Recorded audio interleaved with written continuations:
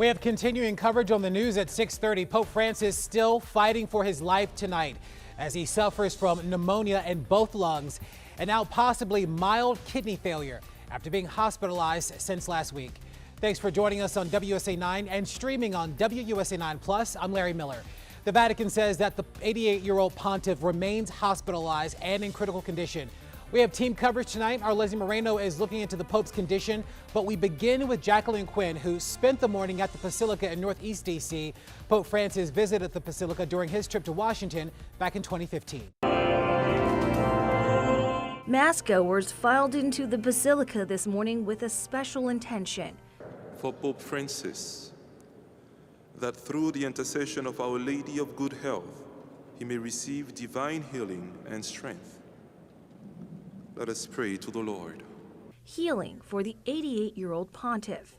We all definitely feel for his condition, and he has really had an impact on our church. Pope Francis became the leader of the Catholic Church in 2013, and since then has been recognized for his warmth, humility, and calls for compassion across all faiths and beliefs. Hearing that the Holy Father is in the hospital, that he's in critical condition, is always concerning.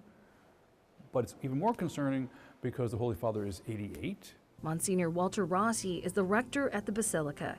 He led the Mass this Sunday as well as prayer for Pope Francis. Prayer is the most powerful instrument we have in any aspect of life because prayer is our direct link with God.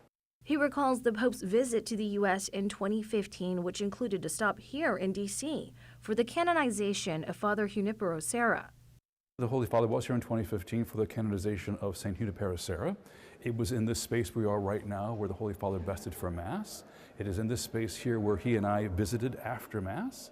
And it is here in this space where he also blessed one of the parts of the Trinity Dome, which is in the Great Upper Church. It was a historic visit. And there are a number of mementos from Pope Francis's visit. He actually used this chair, this staff, and stood at this pulpit. During that trip, he advocated for the poor, migrants, and stewardship of the earth. And his message for peace continues to resonate with many. He's a great pope and a great man. He talks a lot about loving our neighbors, and I think that's something really important to me. We continue to pray for the Holy Father for his health. Now, at this time, many are turning to prayer to help the Holy See continue his work to lead the faithful. In D.C., I'm Jacqueline Quinn, WUSA 9.